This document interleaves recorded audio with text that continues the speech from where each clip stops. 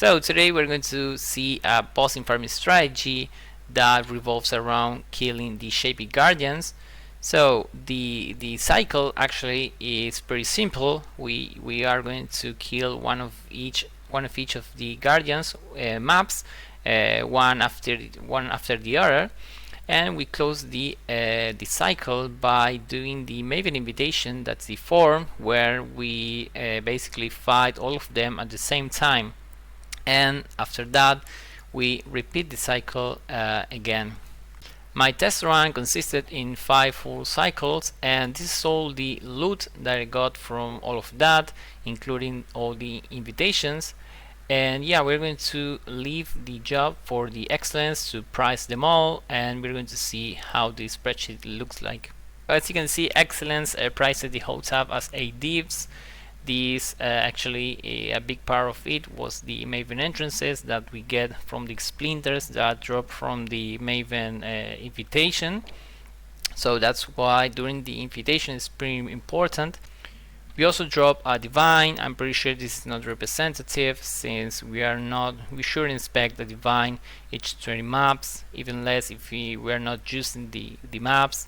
We also got a lot of fragments that they are the entrance for Shaper, that they can be run in the future since they are 100% profits, since the fragment that the Shaper drops are both of them are around 60 chaos.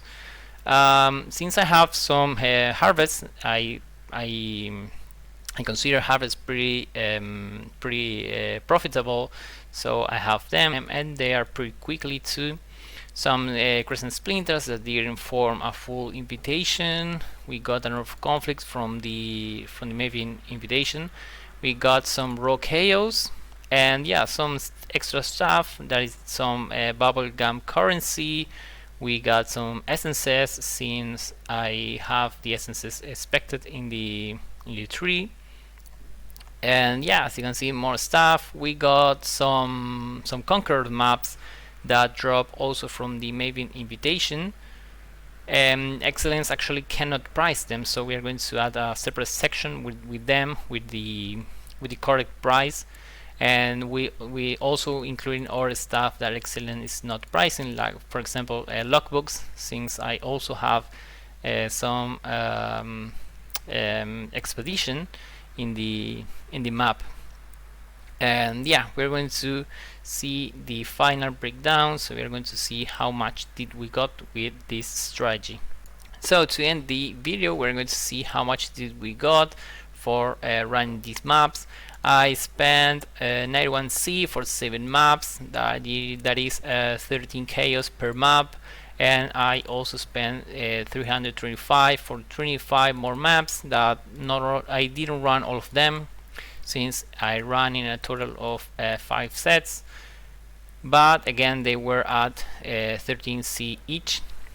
I did these both trades in TFT, so this is good to get also a good price, and buying a lot of maps to avoid getting the maps one by one.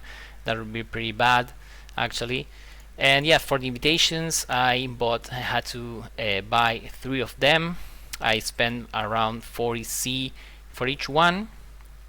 And yeah, so as you can see, since I ran 5 sets, 2 of them actually came from running the maps itself. So we spent a total amount of 380C. We got a revenue of 7.9 divs. This is actually 8, since we saw that that Excellence was I updated its prices to 8 divs, but yeah, it's basically the same, doesn't change much. Some stuff that Excellence is not considering, like I mentioned, the Conquer maps, we got 3 of them. We got a logbook, that is a bad one, but in 20 maps I think it's pretty fair to consider a logbook. If it were to be good, it would be around 25 Cs. Then we got an Elder map that is 16C at the moment, and we got 2 Stygian Vice from the death doing the abysses. And yeah, we finally got a profit of 6.35 dips. Since this took around 2 hours to run all the maps, this actually is approx 3.18 divs per hour. And I gotta mention that even though my build is I consider it pretty good for this, since I have a good single target DPS, I was not focusing on it, I was not speed running it, so I'm pretty sure that it can be done way faster. Also, I have to say that I was doing all the mechanics since I need them for the challenges for the challenges progression. I was doing, for example, like we said, some expeditions. I was doing the blight that I actually finished it doing these maps.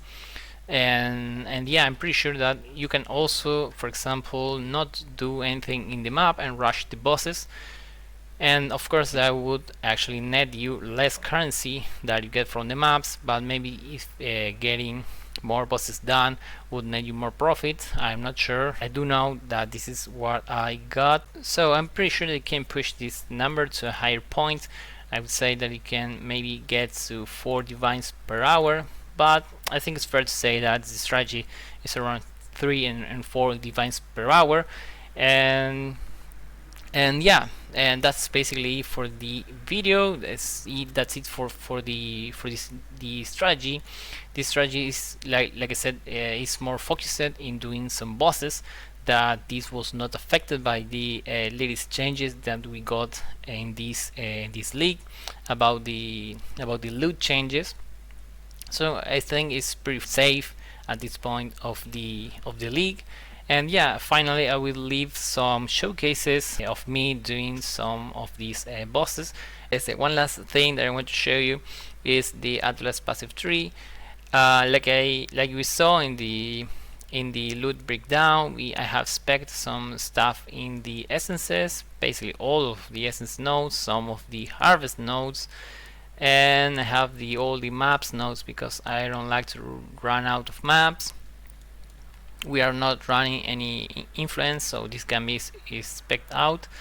And yeah, then I have the Maven for the Maven invitations.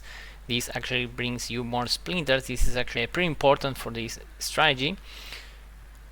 Yeah, and then we have this node that will net us more Shaper fragments, since we are going to be fighting 2 of the Guardians, even though the second Guardian won't drop the fragment always.